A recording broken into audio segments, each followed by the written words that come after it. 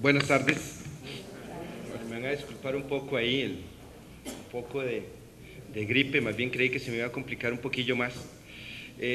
Bueno, ya es el último día, ya ha pasado el almuerzo, ya vieron la primera presentación, el reto es grande, voy a tratar ya 2 días de estar aquí sentados, escuchando tantas cosas súper interesantes y pues valiosas.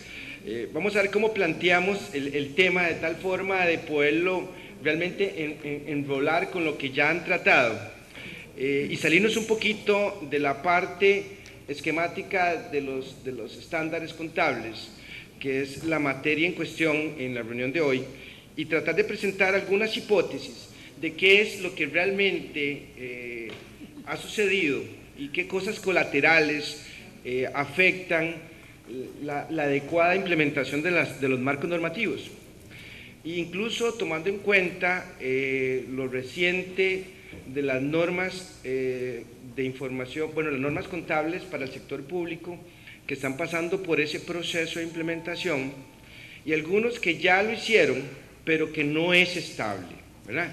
Entonces, hemos encontrado que a pesar de que las normas, yo diría que la práctica contable es una de las prácticas que se globalizaron en el planeta mucho antes que cualquier otra cosa. Las prácticas contables, siento yo que si algo en todo el mundo podemos conversar el mismo idioma es sobre las prácticas contables. Y si hay algo que creo que en todo el planeta se conoce bajo un mismo lenguaje son las prácticas contables. Y si hay algo antiguo en la vida, además de la medicina, son las prácticas contables. Entonces el problema es, ¿a qué se debe de que recientemente o con frecuencia en los diarios, en la prensa, en el mundo escuchamos tanto el tema de los errores contables y tanto el tema de la aplicación de las prácticas y tanto el tema de la preocupación de los reguladores, ¿verdad? ¿Cómo es posible que la contabilidad de una manera formal tiene tal vez más de 200 años de existir? Y yéndonos al muy corto plazo, podríamos decir que por lo menos 100 años de existir de una forma muy formal, muy académica, aún seguimos conversando del mismo tema, ¿verdad? Tanto es así que venimos a este lugar y seguimos conversando del mismo tema. Bueno, ¿qué es lo que ha pasado? ¿Qué es lo que hace que los reguladores estén tan preocupados? ¿Qué es lo que hace que los accionistas estén tan preocupados? ¿Qué es lo que hace que la gerencia de las empresas estén tan preocupadas? ¿Qué hace que dentro de los esquemas de gobierno corporativo se establece que uno de los pilares que a veces nos hace falta es ese marco contable? Realmente el marco contable no hace falta, como le digo, siempre ha estado ahí. ¿Qué es lo que hace falta? La tesis es que hay un eslabón real que una lo que es el marco contable con la realidad económica del negocio. Tal vez podríamos decir, antes de entrar a la solución del problema, y veamos cuál es el problema. El problema en esencia es por qué la información financiera no se ajusta a las prácticas contables generalmente aceptadas, ¿verdad? O sea, ¿por qué ese nivel de madurez que esperaríamos, a pesar de los años, aún no se ha logrado en muchas industrias, en muchos mercados y en muchos países? El otro problema es que el uso de las reglas de los marcos contables, sean las NIF o sean las NICSP, no es sostenible en el tiempo, ¿verdad? O sea, no ha sido sostenible en el tiempo. Podemos tener información financiera confiable, información financiera veraz, información financiera exacta, información financiera íntegra, un día. Pero ¿por qué eso no sucede al día 2, al 3, al 4, al 5, al 6, al 7, al mes 4, 5, 6, 7, 8, 9, 10? ¿Por qué tiene que suceder al mes 12? ¿Por qué tiene que ser un estrés en la organización? ¿Por qué tiene que tomar 1 mes, 2 meses o 3 meses en que esa información cumpla con los requisitos de calidad que buscamos? ¿Qué es lo que sucede? El otro tema y el otro gran problema es que las afirmaciones que están implícitas en la información financiera no se dan, ¿verdad? Esos grandes supuestos que esperamos que la información financiera nos diga y que en la práctica resulta ser que no lo son. Entonces encontramos que los bancos, los acreedores, los accionistas, los directivos, los propietarios, la gerencia, encuentran que la información financiera carece de alguna de los supuestos básicos que se supone que intrínsecamente tiene, ¿verdad? El otro gran problema es que la información financiera no debería tener errores significativos, pero en realidad los tiene. Cuando vemos todos esos elementos, vemos de que el problema no es la carencia de un marco contable, porque el marco está, las reglas están dadas. ¿Qué es lo que hace? Que a pesar de que se establecen las reglas en la casa, el joven o el adolescente sigue llegando tarde, ¿verdad? ¿Qué es lo que hace? De que si las reglas se establecen, las cosas no funcionan. ¿Cómo hacemos para que a pesar de que tenemos algo tan maravilloso, tan bien hecho, tan pensado, a lo que se le ha invertido tantos miles de horas, algo que constantemente está sujeto a actualización, algo que está sujeto a un fundamento y una teoría contable sumamente robusta, diría yo, hace que en la práctica pierda algún sentido y se haga necesario replanteársela, pero no sus fundamentos ni su teoría, sino el por qué no funciona, ¿verdad? Entonces el problema es por qué no funciona. Y realmente mi primer pensamiento es que no es la complejidad del marco contable, lo cual, déjeme decirle, se ha vuelto complejo a lo largo del tiempo. No es la complejidad, no es lo rápido que las normas cambian, ¿verdad? No es la velocidad del cambio, no es tampoco la capacidad o la educación de los profesionales que llevan adelante estas cosas, sino que hay algún eslabón, un elemento del cual se nos ha estado olvidando, y esa es la tesis que les quería presentar el día de hoy. Perdón.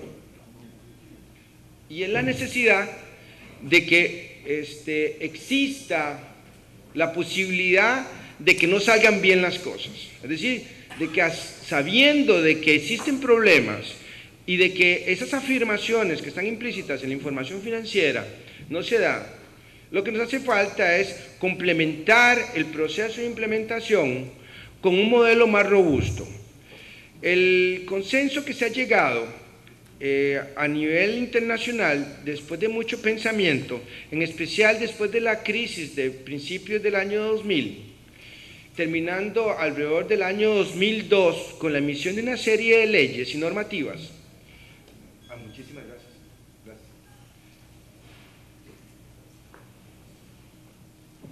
Con muchas normativas, siendo una de ellas en Costa Rica en el 2002 con la Ley de Control Interno, y otras en los Estados Unidos, y luego lo vemos en Canadá, y así lo vimos repitiendo en la mayoría de los mercados organizados en el mundo. Y el consenso fue de que la pata que le faltaba al banco para que funcionara bien era un modelo de control interno robusto. ¿Qué es lo que fue lo que se supuso en ese momento después de que los pensadores y los analistas vieran la situación de por qué la información financiera no reunía esas características que supone el marco contable? ¿Qué es lo que fallaba? Y se dijo, bueno, es que realmente el control interno son aquellos rieles sobre los cuales viaja la información financiera. La información financiera va montada en ese tren, pero si no tenemos unos rieles sobre los cuales viaje, se nos descarrila. Se va por donde no es, o comete errores. También otro convencimiento que se llevó a principios del año 2000 era de que lo que ocasionaba que la información financiera de las empresas estuviera sujeta a errores tan significativos era la carencia de un modelo de control y un modelo de control que fuera auditable, un modelo de control que fuera verificable, ¿verdad? Entonces, a partir de ahí se llega a concluir de que es vital, paralelo a las prácticas contables, un modelo de control interno. En el año 2005, cuando se refrescan y se remozan de una manera sorprendente las normas internacionales de auditoría, en el 2005-2006, cuando salen las nuevas normas, se entran a regir en el 2006, uno de los temas más importantes y que más se le dio modificación fue la necesidad de que el contador público considerara dentro de la evaluación para poder llevar a cabo una auditoría de estados financieros la existencia de un modelo de control interno financiero. A principios del 2000, esa misma conclusión que se llega en las normas internacionales de auditoría en el 2005, a principios del 2000, se dice, si no existe un marco de control financiero, no podría asegurarse que sea sostenible en el tiempo una información financiera con las características que requerimos, con las características que se supone debe tener. Esa conclusión que se hace a principios del año 2000, pues eso era algo que sabíamos desde hacía mucho tiempo, pero como que éramos reacios a aplicarlo. Tanto es así que yo no sé si los que resistíamos el cambio éramos los profesionales o los que resistíamos al cambio era la naturaleza de las empresas.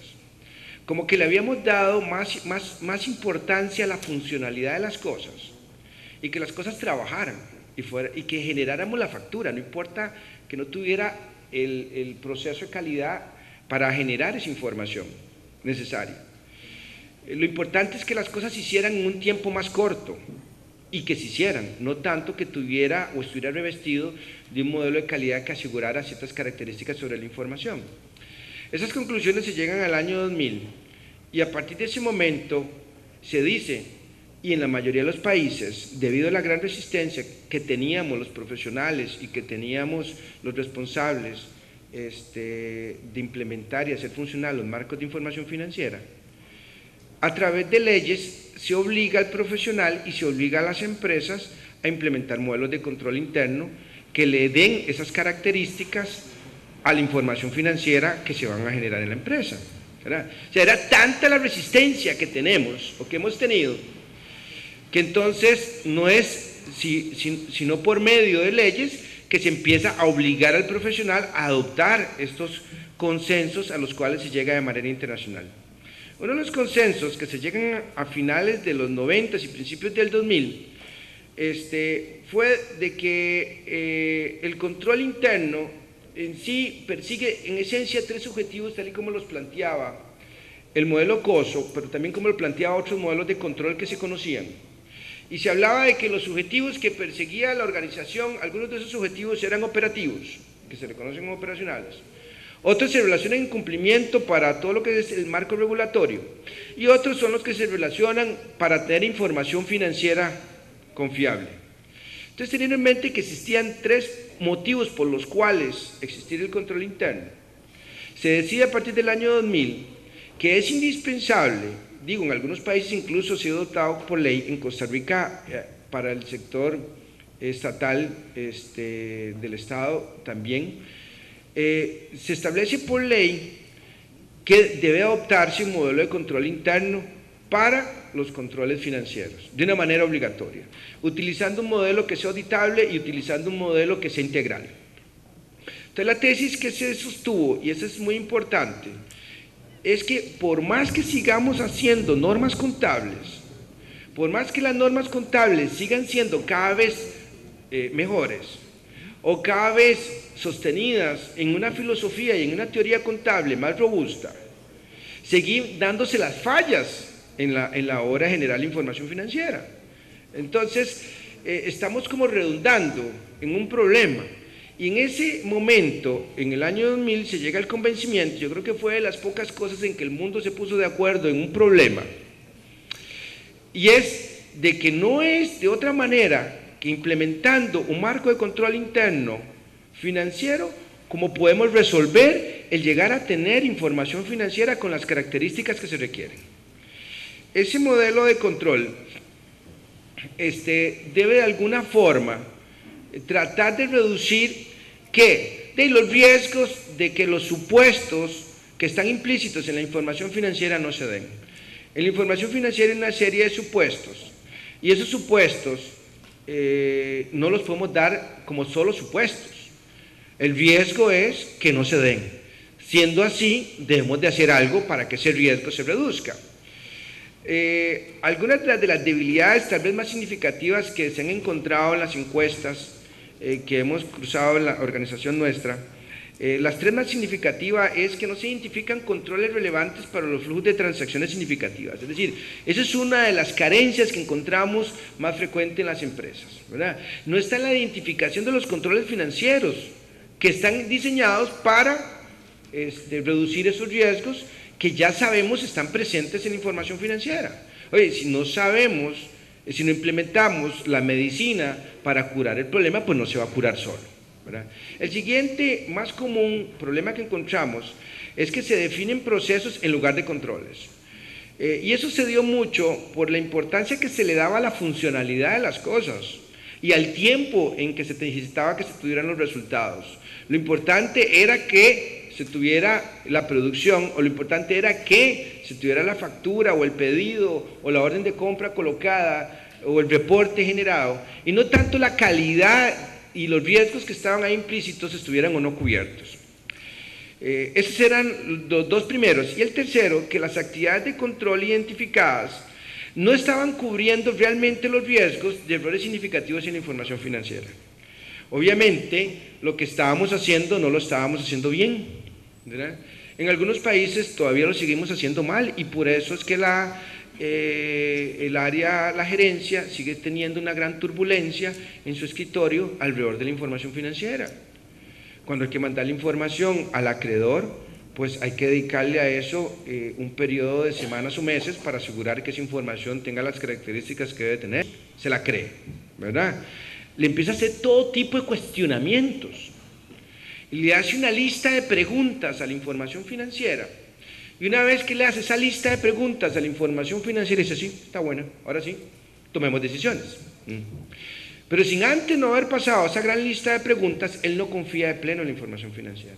Entonces, ¿qué es lo que sucede? Estamos hablando de lo básico, estamos hablando internamente de la organización, que los controles no los tenemos bien diseñados ni puestos en marcha. A eso quería agregarle un elemento interesante, nada más.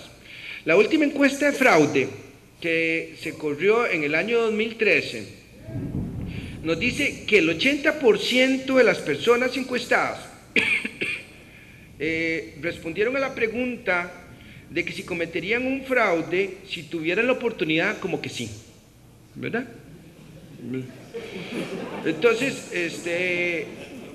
a eso le sumamos de que si los controles de la información financiera no son robustos per se para ciertas características que necesitamos sobre la información financiera, tenemos una amenaza de que el 80% estaría dispuesto a hacerlo, si la oportunidad se presenta, claro, la oportunidad. ¿Qué es una oportunidad? Una debilidad en el sistema de control, ¿verdad? El otro tema, curioso también, y es de cómo nos damos cuenta de los fraudes o de los errores significativos en información financiera, sobre todo los fraudes. En el 80% ha sido por casualidad o por delatores, ¿verdad? Solo un 5% en auditoría externa y un 15% en auditoría interna. Es decir, no podemos descansar en la auditoría para este tipo de cosas. O sea, la auditoría no puede ser nuestro modelo de defensa, porque ¿qué es lo que sucedería? Nos meterían el 80% de los goles, eso es lo que dice la encuesta, ¿verdad? Nuestro modelo de defensa tiene que ser otro. Entonces, nosotros planteamos que el modelo de defensa, en esencia, tiene que estar adelante, un modelo robusto de control interno basado que mitigue los riesgos sobre la información financiera, ¿verdad? Esos riesgos que suponemos deben de estar ahí. Esos riesgos que nos ayudan a reducir de alguna manera las oportunidades del fraude, y esos riesgos que de alguna manera nos ayuda a reducir o a detectar el fraude. Pero si esperamos que el 80% del fraude sea detectado por casualidad o por un chismoso, pues estamos mal, ¿verdad? Es decir, si no existiera el chismoso no nos damos cuenta, ¿verdad? Alguien se arrimó y dijo: mira, fíjate en aquel que está allá.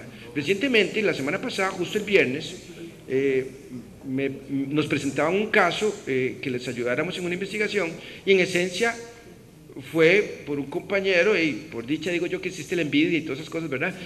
Entonces, vio que alguien estaba haciendo negocios dentro de la empresa y fue y lo delató, ¿verdad? Y lo delató. Pero no podríamos decir que eso es un control interno válido, ¿verdad?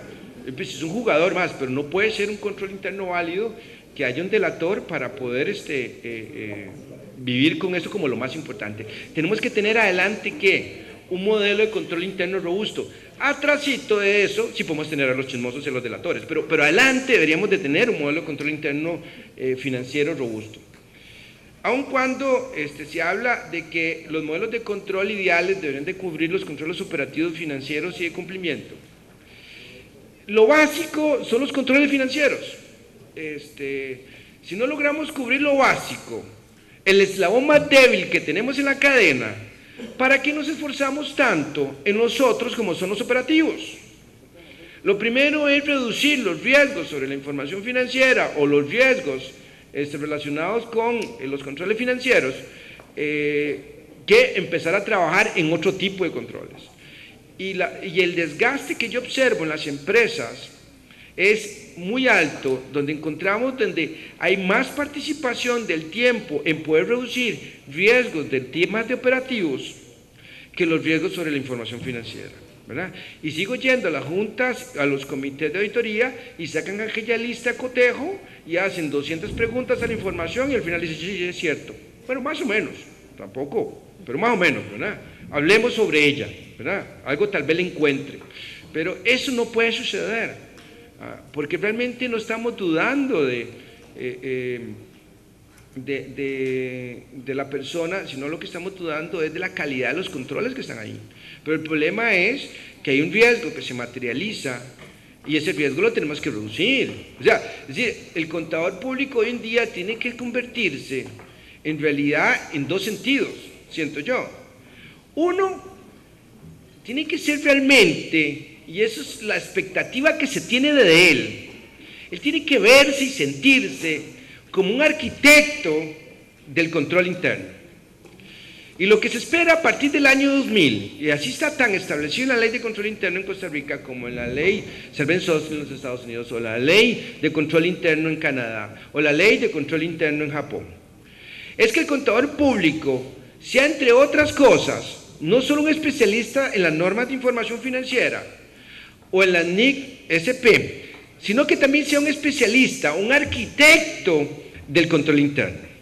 Es una persona que esté en capacidad de diseñar actividades de control que realmente respondan a los riesgos de la empresa en esos temas que nos interesan.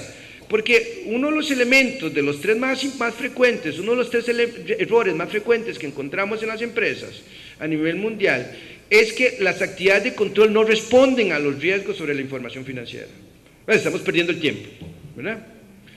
¿Por qué? Porque eso no lo construyó un arquitecto de control interno o alguien que es un analista de riesgos financieros, sino que lo construyó alguien que esperaba que alguien le contó, que leyó en algún lado, que esa actividad de control debía realizarse.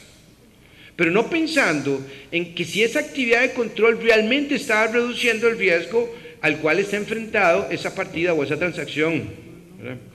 Obviamente, todos los grandes esfuerzos que hacen ustedes para tener la información financiera de las empresas pierde sentido cuando encuentran un error. No sé cuántas veces les ha pasado, pues yo creo que todos lo hemos vivido. Y es un tema, además de lo penoso, ¿verdad? Pero no deja de ser también, pues como que uno se entristece, porque el trabajo que se hace para poder obtener la información toma semanas, días, meses y muchas miles de horas para encontrar de que hay un error, ¿verdad? No lo vimos. Ahora, ¿quieren que les diga la verdad? No lo teníamos por qué haber visto, ¿verdad? ¿Quién lo debió haber visto? El sistema de control interno, ¿verdad? También y sufrimos y nos mortificamos y nos vuelven a ver feo y nos dicen cosas y realmente no es nuestro problema. El problema estaba en otro lado. Pero yo creo que tenemos que saber nosotros cuál es el problema para que lo podamos diagnosticar también correctamente. Porque entonces nosotros nos volvemos contra el equipo nuestro o con el personal nuestro y tratamos de implementar una medida de un control detectivo en la organización que realmente no es la solución al problema. Entonces pasamos un mes depurando cuentas, 2 meses limpiando y depurando cuentas, un mes con interfaces totalmente manuales, ¿verdad? Tratando de depurar datos, información. O a veces nos toma horas investigando de dónde tomamos un dato o dónde tomamos otro dato para poder responder a una pregunta que se nos está haciendo. Y ese dato que tomamos le hacemos una serie de cuestionamientos para no dar un dato erróneo. A mí me llama la atención, apenas el cierre de mes, pues viene la pregunta de la gerencia de ¿con cuánto cerramos, verdad? ¿Cómo quedó la utilidad? El contador cruza los dedos, hace la cosa y le lanza el dato, ¿verdad? Con la pena del mundo y apostándole a la mala memoria del gerente, va al día siguiente y le dice que es un tantico menos, ¿verdad? Bueno, la cosa camina, hacen las depuraciones, las consideraciones, va caminando la cosa, bueno, llega el día de la presentación y la cosa no era, como se dijo, ni un tantico menos, sino que era un tantico todavía mucho más. Entonces, estás equivocado, no, estás hablando de otro mes. Pero realmente ese estrés que se nos da, esa turbulencia, está básicamente, no es un tema de materia técnica contable, no es un problema de materia de teoría de libros, no es un tema de materia de fundamentos, ni filosofía contable, la cual es bellísima y la cual está muy bonita. Pero a lo contrario, nos quedamos en la filosofía y nos quedamos en la teoría. Si no lo llevamos a la práctica, montados sobre unos rieles bien construidos. Y los rieles construidos es un modelo de control interno financiero. Ahora, ¿es sencillo? No, les vuelvo a decir. ¿Qué es lo que se requiere para poder hacer esto? Un arquitecto de control interno. Y eso es lo que se espera, que el contador sea en ese gran guía, esa persona que realmente pueda construir, que pueda diseñar las actividades de control que respondan a los riesgos presentes sobre la información financiera. En tema de gestión de riesgos sobre la información financiera, yo nada más voy a comentar dos que me interesan.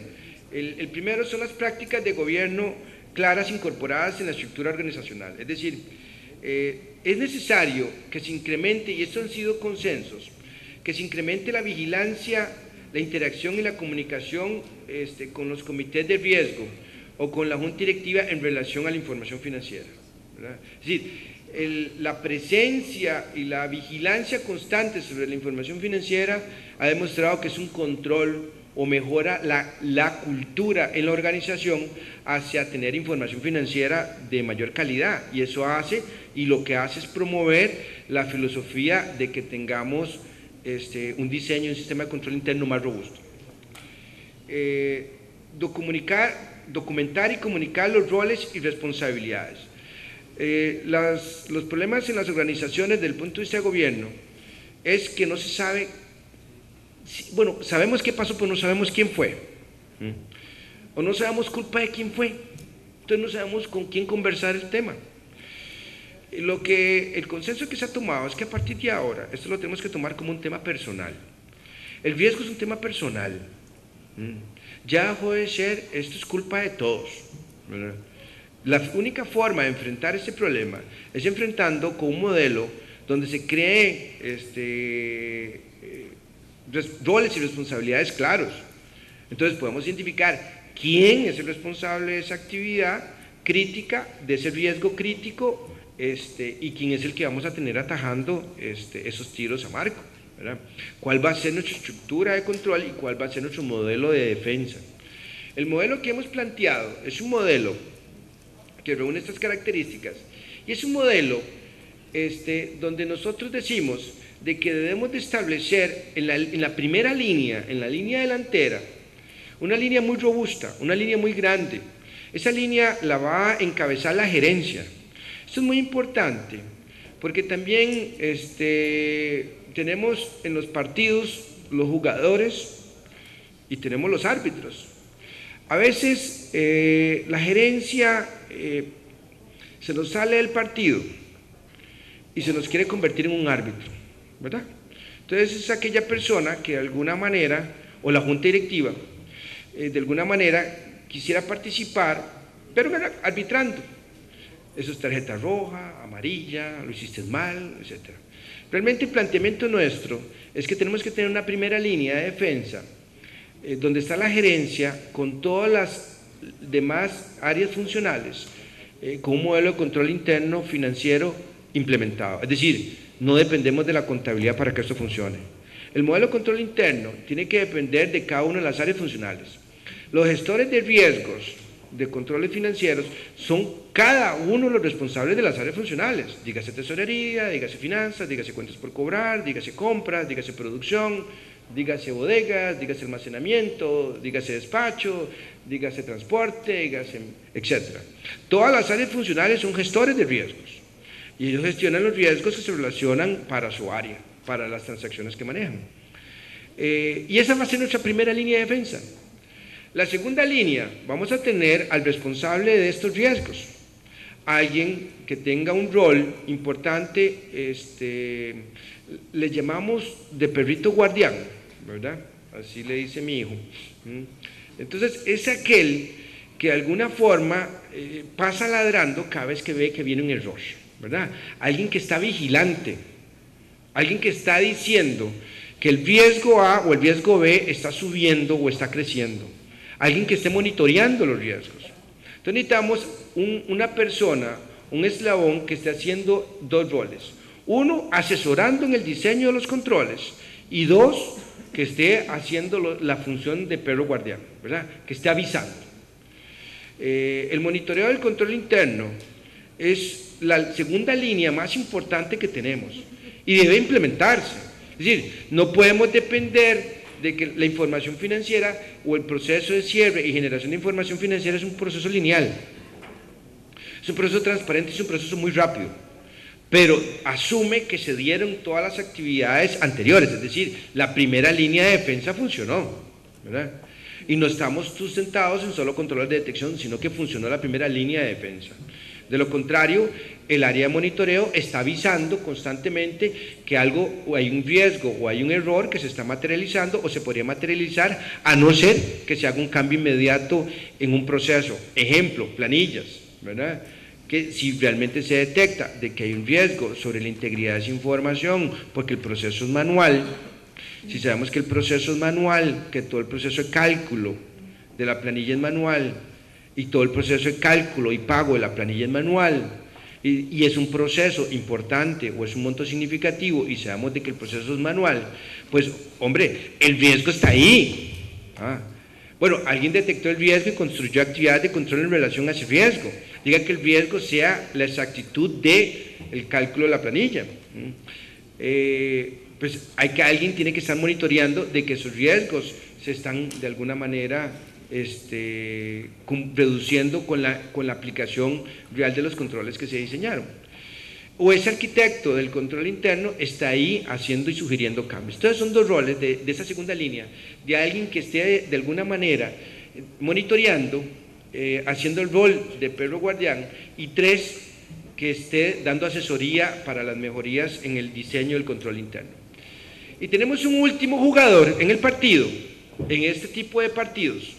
Por eso es que tenemos que reorganizar nuestra organización en función de este modelo de reducción del riesgo para poder tener información financiera con las características que requerimos. Y vamos a ver que es un montón de características que se esperan de la información financiera.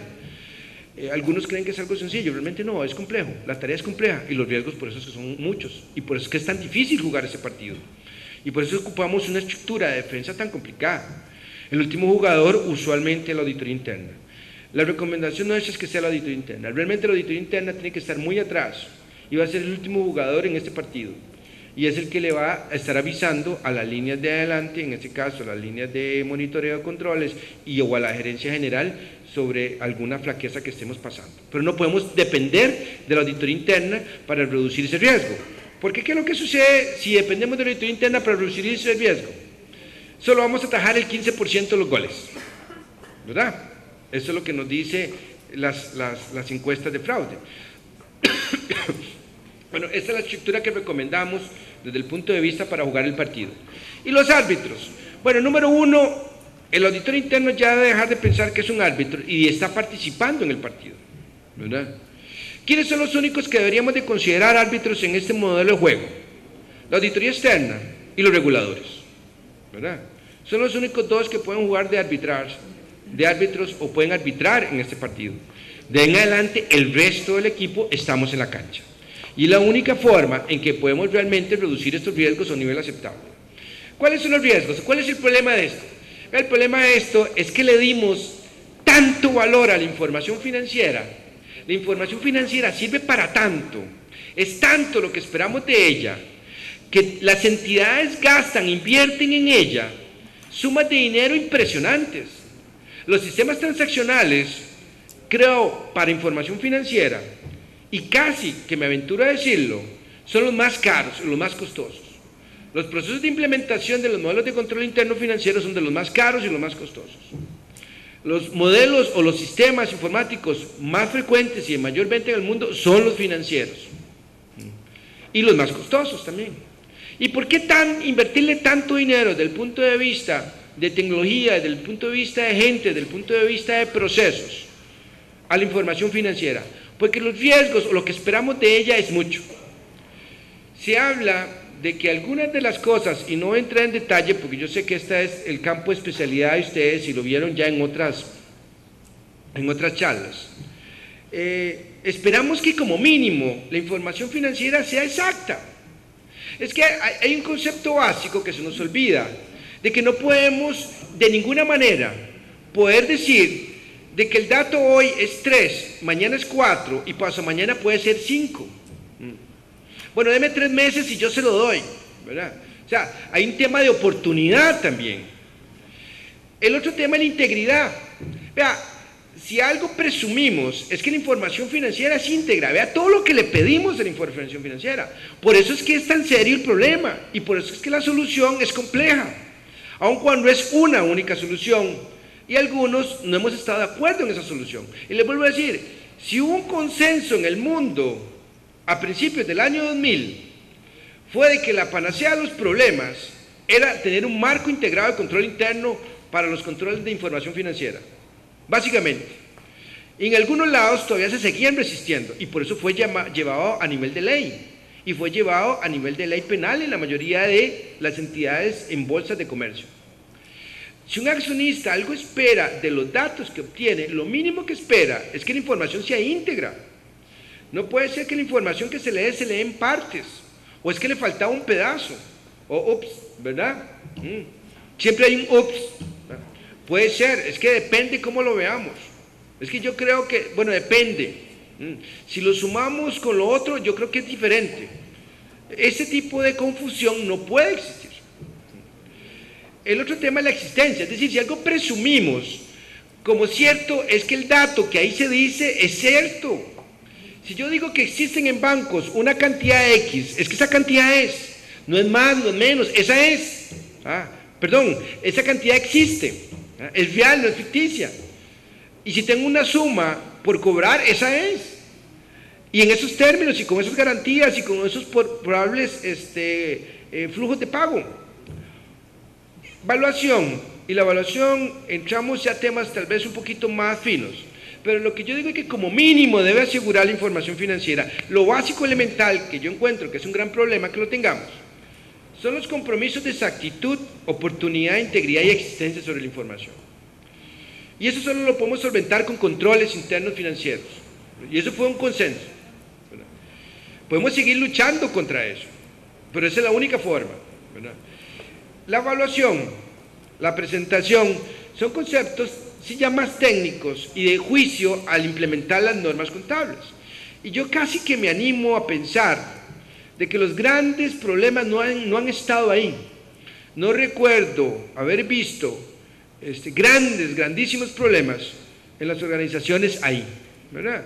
Obviamente se han dado por ahí algún problema en cuanto al reconocimiento del ingreso, otro problema en cuanto al reconocimiento del pasivo, mira, la evaluación de ese activo fijo, etc.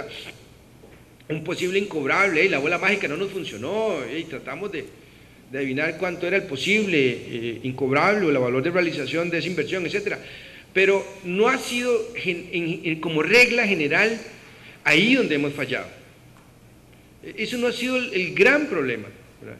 Pero bueno, también para no dejarlo al libre albedrío de que hay un problema en la evaluación, pues deberíamos de tener procesos de control interno ahí. ¿verdad? Es decir, si hay una evaluación mal realizada, el sistema de control interno nos debería de avisar para poder trabajar en ese problema.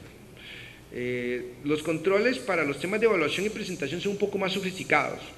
Y ahí ocupamos, y por eso es que se recomienda normalmente fortalecer los modelos de gobierno corporativo, donde existan un comité de auditoría, donde existan especialistas en ese comité de auditoría, etcétera, ¿verdad? Entonces las reglas ahí de controles son un poquito más elaboradas, pero igual son controles, la validez de la información, que generalmente le damos pues mucha importancia, pero es que también es caótico saber que uno recibe la información que no es, ¿verdad? Esta es la distribución de los gastos por concepto, o esta es la distribución de los gastos por área funcional, pero no era así, es que era de otra forma, ¿verdad? Es que fue un error, verás qué error el que cometió fulano. Realmente el tema de validez es crítico, es fundamental, y esos temas los reducimos básicamente como control. Como ven, vean todo lo que se espera de la información financiera. ¿Cuáles son los grandes riesgos? De que estos elementos no estén siendo cubiertos por los controles. Y en la práctica, ¿qué es lo que encontramos? Que en realidad estos elementos no están siendo cubiertos por los controles. Y por eso es la gran turbulencia. O sea, el problema aquí no es teórico ni es de teoría fundamental en la contabilidad. En esencia, la mayoría de los problemas es en la carencia de un modelo de control interno financiero y un sistema de gestión de riesgos sobre la información financiera. La confiabilidad está en función de que esa información es apta para satisfacer las necesidades del usuario. Si la información que recibe el accionista o el director no es aquella información que él considera la que debió haber recibido, pues obviamente pierde interés y confiabilidad sobre esa información o sobre ese dato que le están dando. Bueno, estos elementos, ¿cómo se enfrentan? ¿Cómo se trata esto? Bueno, el consenso que se ha dicho es que deberíamos de tener un proceso estandarizado implementado en la organización por los gestores de riesgos. ¿Quiénes son los gestores de riesgos? Los responsables de cada una de las áreas funcionales de la organización. Claro, esta iniciativa, como todas las iniciativas, ocupan un líder. Ese líder puede estar en el área financiera contable o no estarlo ahí. Pero usualmente debe haber un proceso implementado y estandarizado de identificación de los riesgos. ¿De cuáles riesgos? Los riesgos son de que estas afirmaciones que están aquí no se estén dando en cada uno de los datos que forman la información financiera, en cada una de las transacciones que forman la información financiera. Ese es el riesgo. Pues necesitamos identificarlos. ¿Por qué? Porque en cada institución, en cada empresa, ese riesgo va a ser de mayor a menor importancia dependiendo de la industria en que opere, dependiendo de una serie de elementos. Y ahorita lo vemos cuáles son tal vez los 5 o 6 factores que hacen que el riesgo sobre la información financiera o cada uno de estos riesgos en algunas entidades sea más importante que en otras. Pero el proceso número 1 es la identificación de los riesgos que se relaciona con cada uno de los procesos de negocio. Hablando de estos riesgos, obviamente pueden haber muchos otros riesgos en relación a la operativa o al cumplimiento regulatorio, pero hablando de las cosas mínimas, lo mínimo es lo básico. El eslabón más débil es el primero que tenemos que trabajar, y en este caso pareciera ser que son los riesgos sobre la información financiera lo que deberíamos de reducir a un mínimo aceptable. Segundo lugar, evaluar esos riesgos que se identificaron, haciendo de alguna forma alguna clasificación y ponderación, y poder saber dónde es que está lo importante, y poder gestionar esos elementos importantes con controles distintos, enfrentar el problema de una manera distinta. ¿Por qué? Porque resulta que el control interno es sumamente costoso. El control interno es caro, el control interno es costoso. Las duplicidades o los controles que realmente no tienen sentido, eso cuesta mucho dinero. Y realmente en mucho por eso también desestimula a la organización a invertir en eso. La importancia de la evaluación es que le da importancia, le da peso y contrapeso a cada uno de los valores y las variables que se consideran para diseñar el control interno. El diseñador, en este caso, el contador, va a diseñar aquello que responde a un riesgo relevante.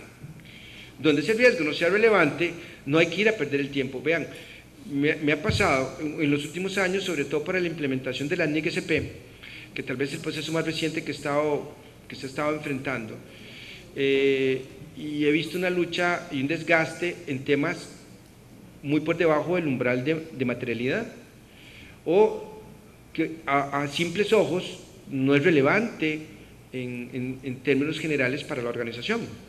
Que materializarse un error, pues, pucha, qué lástima, pero no es un tema relevante desde el punto de vista de información financiera. Ese desgaste lo podemos reducir cuando podemos priorizar las cosas. Y eso es lo que se trata de aquí, poder priorizar los riesgos, cada uno de esos riesgos que vimos sobre cada una de las transacciones y poderles decir qué temas le vamos a focalizar y le vamos a decir al arquitecto de controles que nos diseñe algo a la medida para reducir ese riesgo. ¿Cuál? Los riesgos importantes, ¿verdad? No todos los riesgos tienen que ser reducidos a niveles aceptables o a niveles muy bajos. ¿Cuáles cosas? Los que sí están por encima de ese umbral. El tercer elemento es definir los controles. Es decir, aquí donde el arquitecto entra, una vez que se detecta el problema, dónde es que están los dolores, dónde están los problemas, dónde está lo importante, y el arquitecto empieza a desarrollar políticas y estándares para poder resolver el problema. Claro, aquí es donde ocupamos que ese contador no solo sea arquitecto de control interno, ocupamos que sea ingeniero, ¿verdad? Entonces ocupamos que el contador sea un ingeniero en control interno y también ocupamos que sea un arquitecto, o sea, que sea un diseñador, pero que también sea el implementador. La implementación es un poco más compleja que el diseño, porque en el diseño el papel aguanta todo lo que pongan, como dicen, pero ya en la implementación sí hay que hacer cambios a nivel de ¿qué? Estructura organizativa, hay que hacer cambios a nivel de delegación de responsabilidad y autoridad, hay que hacer cambios a nivel de sistemas, hay que hacer cambios a nivel de tecnología o hay que hacer cambios a nivel de procesos. Entonces ahí ocupamos un ingeniero, este contador, que pueda pensar como ingeniero y pueda implementar estos controles de una forma válida. Porque diseñarlos, créanme, es difícil, pero lo podemos hacer. Ahora, implementar lo diseñado, eso es otra historia, ¿verdad? Porque también tenemos restricciones de tiempo, restricciones de personal, restricciones de recursos, o sea, entonces ahí es donde ocupamos que ese contador, su mentalidad trabaje como la de un ingeniero. Entonces tenemos un contador que es realmente un ingeniero en control interno y es un arquitecto en control interno, o el responsable de esta problemática.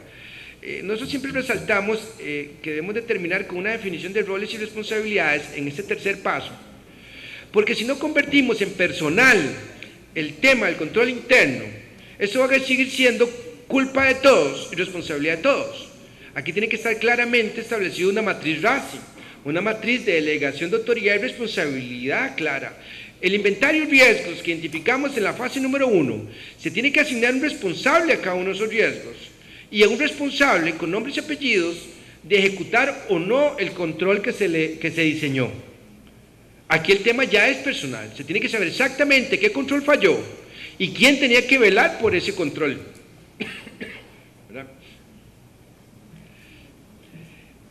Los factores más usuales para ponderar cuando los factores de que es más relevante en una entidad que en otra el tema del riesgo. Usualmente hemos encontrado como 3, 6, 9 factores, creo. 8 factores que son tal vez los más comunes y los que nos ayudan a decir cuándo es importante o no un riesgo en una organización en relación a otra. Es la misma industria, probablemente la organización es del mismo tamaño, pero los factores son distintos. ¿Qué hace que sea distinto el riesgo para una entidad financiera en relación a otra entidad financiera? ¿Qué hace que estos riesgos sean distintos, aun cuando son los mismos riesgos, pero son distintos en términos de peso? Para una entidad del sector público a otra del sector público, ¿verdad? 2 ministerios con pesos de riesgos distintos. ¿Qué es lo que hace? Tamaño y composición y naturaleza de la partida que puede ser afecta a un error. Ese es el número 1, porque digamos que ese sería el impacto que pueda sufrir ante un evento, ¿verdad? Entonces esa ha sido como la guía número 1 y ese es uno de los consensos, que por obvio que parezca, pocos o nunca lo hacemos. Y entonces el diseño de los controles no se hace en relación a las transacciones, sino que el diseño de los controles se hace en relación a las ocurrencias, ¿verdad? y este es el país de las ocurrencias. Entonces aparece algunos de los responsables de estas líneas de defensa que les contaba, sea el responsable del monitoreo o sea el responsable de la auditoría interna, o el regulador, con ocurrencias en relación a partidas que no son importantes. Y vamos a estar haciendo controles sobre cosas que realmente no son importantes. Pero aquí el tema es establecer el contexto y veremos de que cómo ajustamos a que todos juguemos de la misma forma. Pero es que cuando no sabemos qué es importante y qué no es importante dentro de la organización, las ocurrencias se nos filtran, ¿verdad? Y aparece alguien con alguna ocurrencia y se filtró, y uno después dice, ¿cómo se filtró eso? Pues es que no está claro qué es importante y qué no lo es. Pero bueno, el tamaño, composición y naturaleza de la transacción es uno de los pilares en la construcción y diseño del control. ¿A qué le vamos a poner atención? 2. Probabilidad de errores debido a fraude y error. Es decir, en donde más exposición tengamos, no tanto por el tamaño de la partida, sino por la naturaleza de la partida, da mayor probabilidad, es decir, esa oportunidad. Acuérdense que habíamos dicho que el 80% dijeron de que si se puede lo voy a hacer, ¿verdad? Si se puede, lo voy a hacer. Entonces, ante esa situación, la probabilidad de que esta transacción, en cuanto más expuesta esté al fraude, mayor deberíamos de calificarla por nivel de riesgo. Y eso varía de una entidad en otra entidad. Un ejemplo, si la bóveda de si una compañía tiene una caja fuerte, una bóveda donde custodia sus cheques en blanco y la otra los custodia en un gavetero de madera, pues obviamente las dos compañías son iguales, solo que una tiene una exposición al riesgo diferente, ¿verdad? Si una hace más transacciones a través de transacciones electrónicas y otra hace más transacciones a través de efectivo, pues una va a estar más expuesta que la otra cuando sean los mismos tipos de naturaleza de compañías. Volumen, complejidad y falta de homogeneidad. Entre más heterogénea sea la transacción, más probabilidad de que haya un error. Es decir, encontramos que normalmente lo que se recomendó a partir del año 2000 es que pudiéramos segregar de alguna manera las transacciones que son rutinarias de las no rutinarias. Aquellas transacciones rutinarias son aquellas que obviamente son más homogéneas, como todos los procesos grandes de compras y facturación, planillas, etcétera. Aquellas transacciones que consideramos rutinarias dentro de la organización y somos las que usualmente están más blindadas, pero las que son más heterogéneas, es decir, las que se dan de vez en cuando, las que casi nunca suceden, las que suceden en forma irregular y cuando suceden son sustancialmente diferentes a la anterior, esas son las que están más expuestas a un nivel de riesgo alto, ¿verdad? Cuando hay pocas transacciones heterogéneas, pues entonces el riesgo es relativamente bajo de esa transacción, ¿verdad? O de que un fraude o un error se dé por ese lado, porque realmente casi todas las transacciones son rutinarias, entonces está muy blindado el proceso. En las no rutinarias es por donde va a venir la jugada. Eso es una regla, ¿verdad? Complejidad contable y de reporte, ¿verdad? Es decir, si el proceso de generación de información es relativamente sencillo, pues el riesgo no hay o es bajo, pero si el proceso de generar es sumamente complicado, es decir, es un consolidado, hay muchas subsidiarias, hay sucursales, hay fideicomisos, hay cosas de ese tipo, el proceso contable podría ser complejo, eso hace que el riesgo sea significativo. Sistemas utilizados, no es lo mismo donde tenemos un sistema transaccional pues más automatizado, más integrado, o donde tenemos un sistema transaccional donde participan las famosas interfaces, y más si esas interfaces son manuales, etcétera, ¿verdad? Exposición a pérdidas, es decir, dependiendo del valor monetario que tenga la partida o lo negociable que sea una partida. Una partida de edificación puede ser importante, pero no está expuesta a pérdidas importantes. Contrario a una cuenta por cobrar, ¿verdad? O al efectivo, que es menos importante, pero está más expuesta. Transacciones con partes relacionadas y conocimiento previo, ¿verdad? No hay nada peor en la vida que cuando los que trabajan en la organización no conocen de la organización o el que está administrando ese proceso no es un especialista en ese proceso. El consenso que se llega a principios del año 2000 es que realmente la respuesta de la panacea se toma como panacea el modelo de COSO en aquel momento que existía desde los años 70 y se dice, sí, conociendo el problema que ya expusimos y la solución a ese problema, este modelo nos puede resolver los problemas que tenemos en información financiera. El COSO se refuerza y después de 13 años que se le dio ese voto de confianza a La ley de control interno en Costa Rica es un 97% copia del COSO que existía en ese momento. Y la ley de control interno en la mayoría de los países es realmente copia, bueno, la mayoría de los países adoptan a COSO, no copian el COSO. Pero bueno, la confianza que se le dio a principios del 2000 también fue un poquito a ciegas. Se le apostó a eso. 13 años después se confirma y se ratifica que íbamos por el camino correcto, dicen los países que habían adoptado ese modelo como modelo de gobierno corporativo.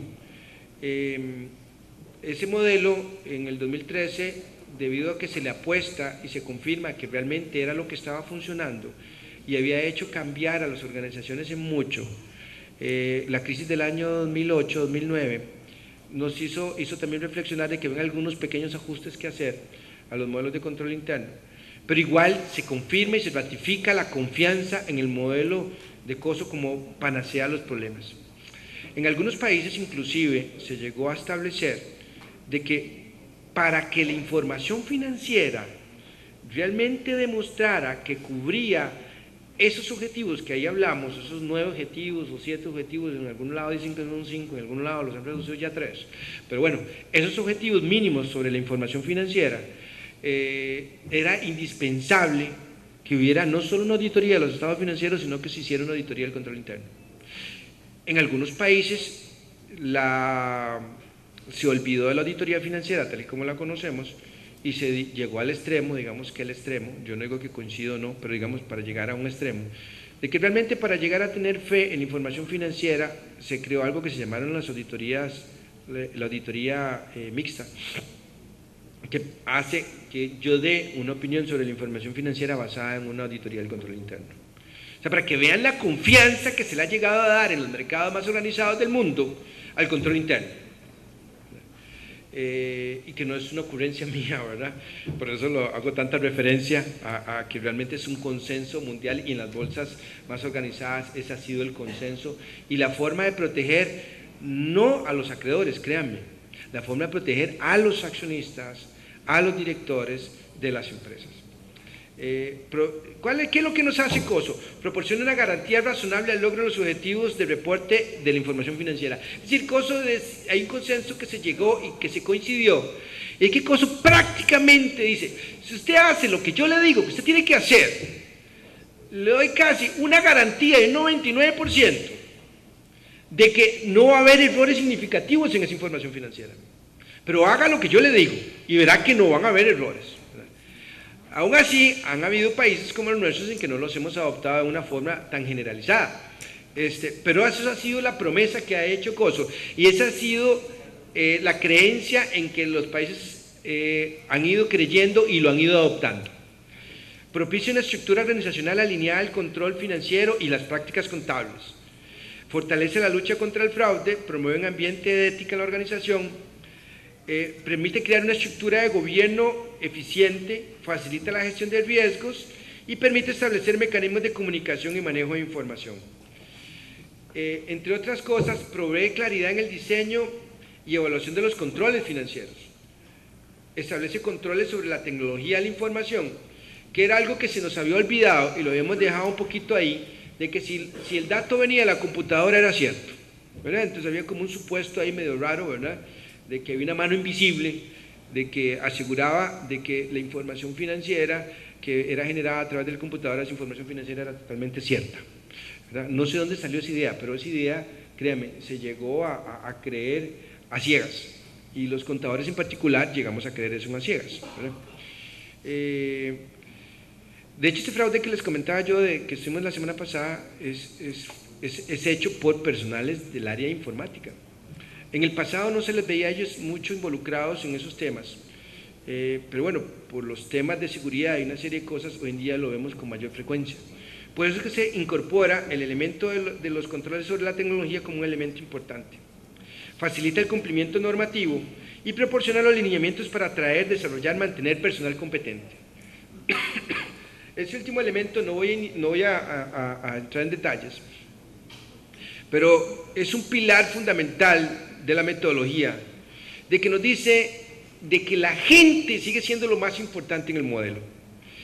y el COSO 2013, que entra en vigencia ahora en el 2014, realmente viene y ratifica como pilar fundamental, como paso número 1 para un modelo de controles financieros, la gente. Pero dice, bueno, ¿cuál gente? No, cualquier gente. Vamos a necesitar una estructura organizativa adecuada, ok, como primer paso. Como segundo paso, necesitamos que haya un sistema de delegación de autoridad y responsabilidad documentado, una matriz RACI formal. Como tercer paso, vamos a ocupar un método de selección de personal, de reclutamiento de personal con las competencias que se requieren para hacer este puesto. ¿Cuál puesto? Velar porque los controles financieros se ejecuten apropiadamente. Bueno, entonces vamos a tener la gente con el mejor talento. Y dice, ¿y vamos a retener a la gente que tenga ese talento? Sí, y la vamos a evaluar y la vamos a retener. Y dice, busque la mejor gente, evalúe la gente y retenga a esa gente. Retenga el talento. Sea leal con sus mejores talentos en la organización. Identifique dónde está el talento y retenga ese talento. Con una excepción.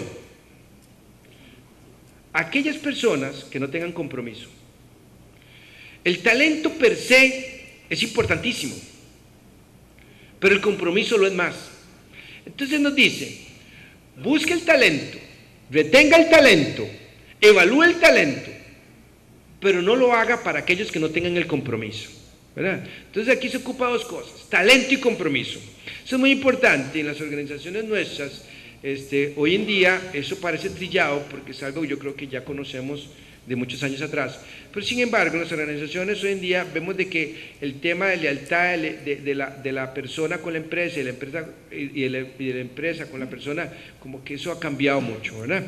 Y aquí lo que se está tratando es rescatar este elemento como elemento crucial en la estrategia y modelo de control interno confiable. COSO, pues, es en consenso donde se ha llevado a de que ese es el camino adecuado para estructurar un modelo de control que reduzca los riesgos a niveles aceptables. Realmente es una panacea que trata de curar casi que todos los problemas en general de la organización, porque trata de lograr los objetivos operativos que tiene la organización en cuanto a su estrategia y trata de lograr los objetivos de cumplimiento regulatorio.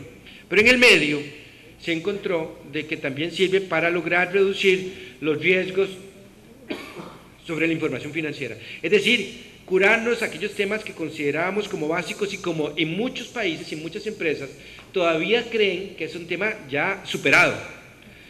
Pero en mi experiencia está todavía muy crudo, ¿verdad?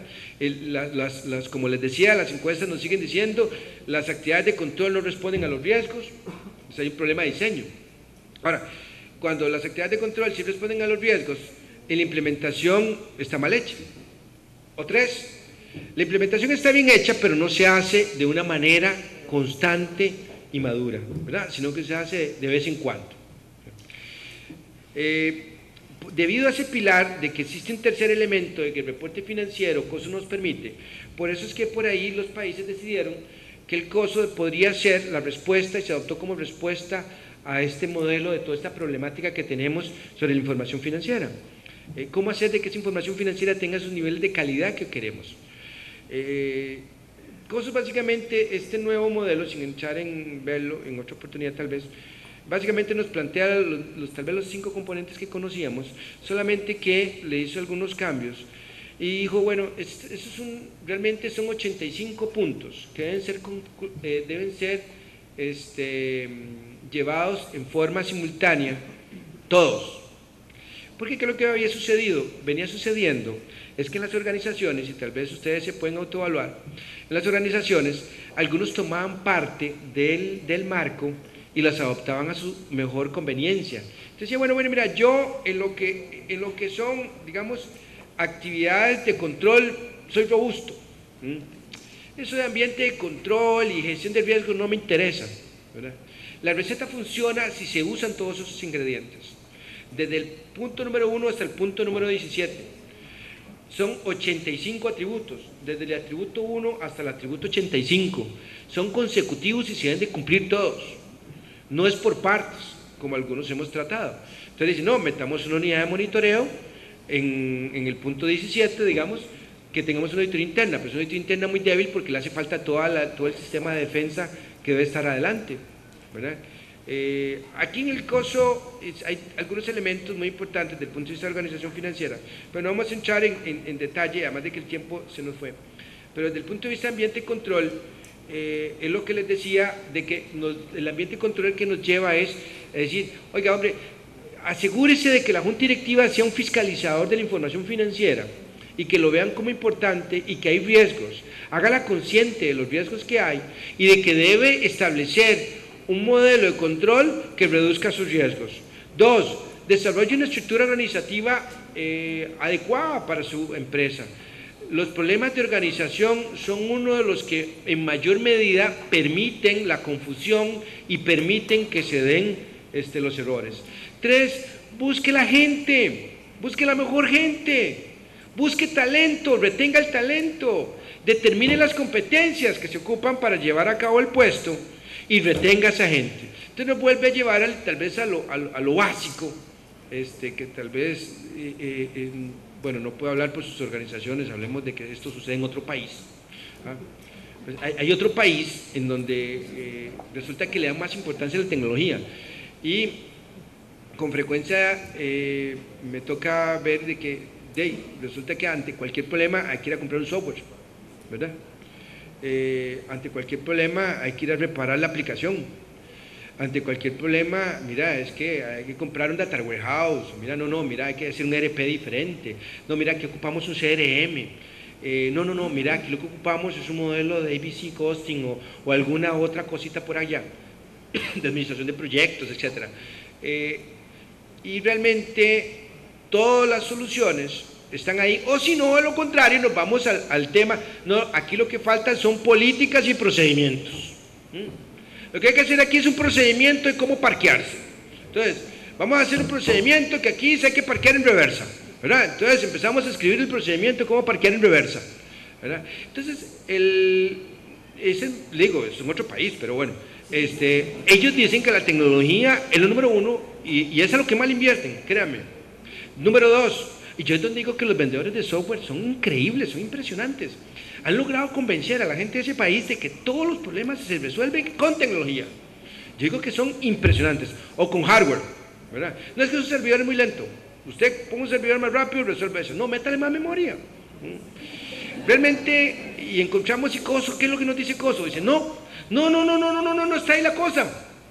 La gente, piensen en su gente, busquen la gente, retengan la gente, evalúen la gente, tengan un sistema basado en competencias, en el tema que nos ocupa, y finalmente retenga a aquellos que tengan compromiso con estos propósitos.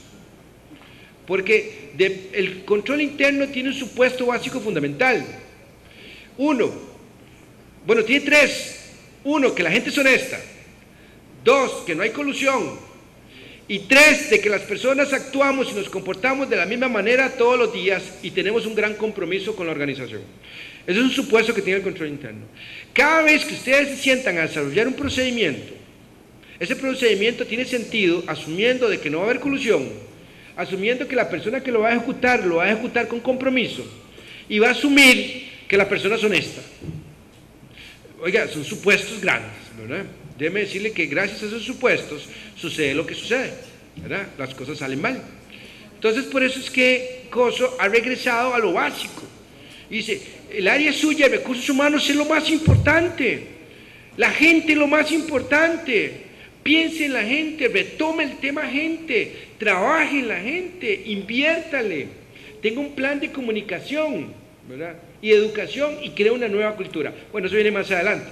En esta primera fase, básicamente, lo que nos dice es tenga la gente. Bueno, las actividades de control, lo más relevante que nos dice es que hay que tomar en cuenta las actividades de control que se relacionan con la tecnología. En información y comunicación, nos dice que la captura de las fuentes de datos que se va a utilizar tiene que estar preestablecida y tiene que estar mapeada. Los errores, cuando los tenemos, normalmente trabajamos en políticas, en procedimientos, y hasta la fecha nunca he visto una política, un procedimiento que mapee la ruta o la fuente de donde se va a obtener el dato para construir esa información. ¿Cómo se va a desagregar un dato o cómo se va a agregar un dato para tener una información? Lo único que dice es cuál es el procedimiento. ¿verdad? Nadie se preocupa de las fuentes de los datos. Además, nadie se preocupa de los datos. Resulta que lo que nos dice Coso es que los datos hay que cuidarlos. También hay una cosa interesante que sucede con los datos se transforman. Los datos se suman con otros. Se suman, se restan, se dividen, se multiplican con otros y nace un nuevo dato.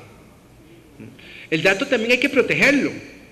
Por eso es que es tan importante la seguridad sobre la información. Hay una presunción que algunos tenemos de que el dato permanece virgen ahí siempre. Y realmente no. Fue que alguien lo modificó, ¿verdad?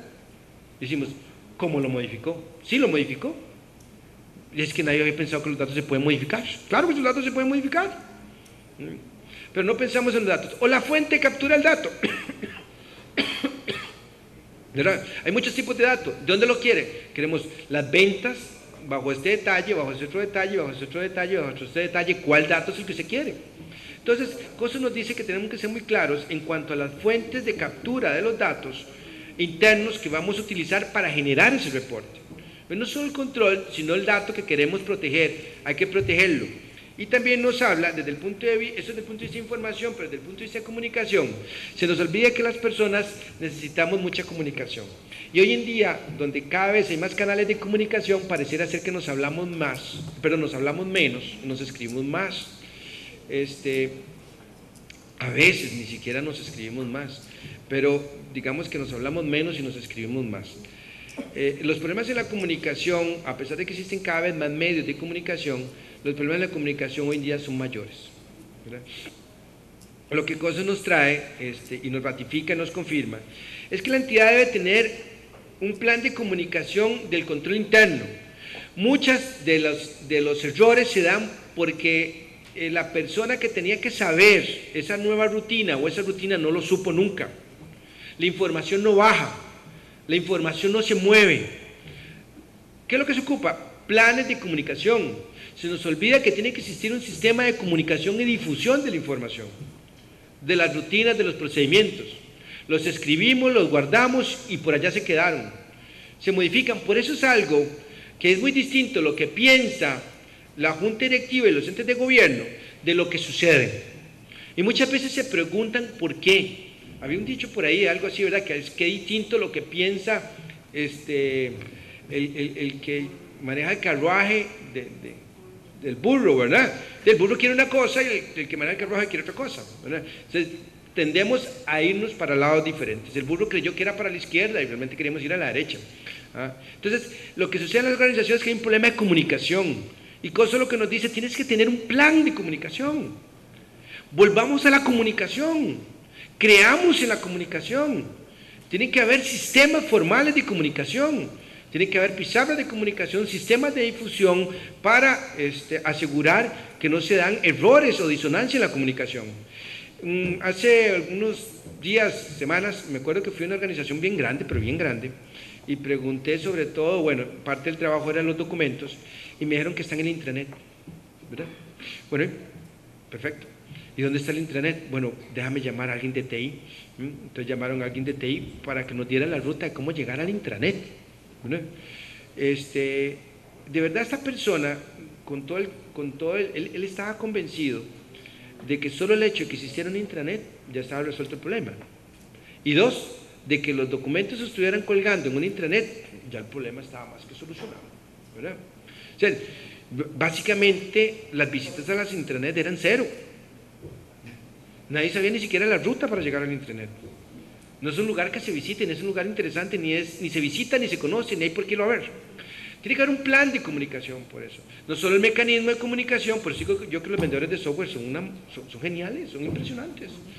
Nos dan cosas que no funcionan y las compramos. ¿Por qué me sirve tener la mejor intranet si nadie la visita? No entiendo, ¿verdad?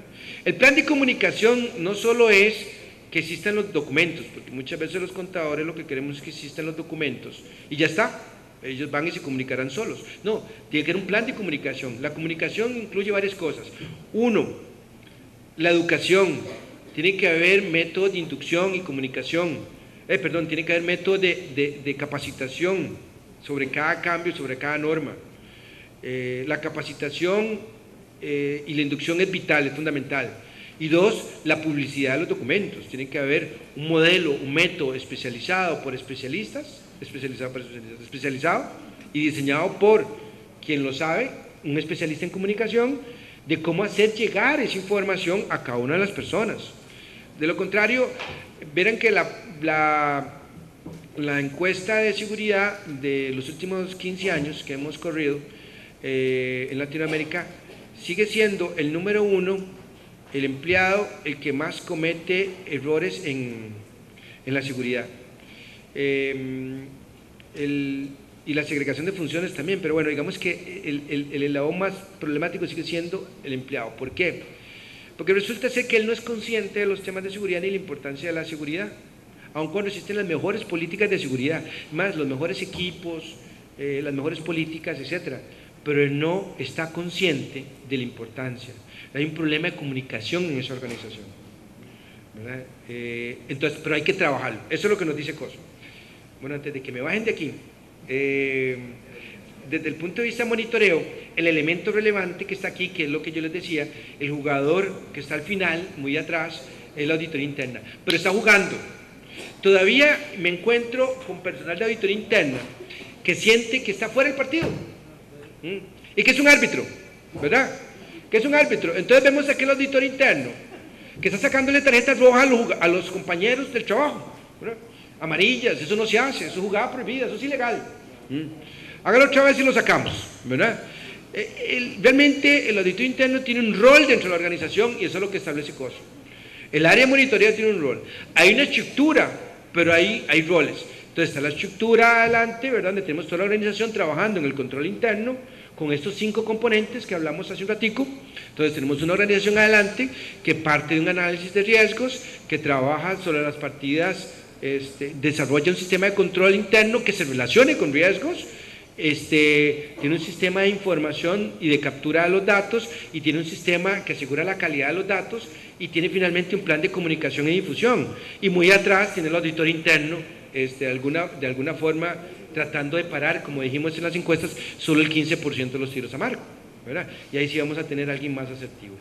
Bueno, este es el mensaje que les tenía. Yo creo que ya me abusé un montón con el tiempo y estamos a las órdenes, cualquier cosita, para servirles.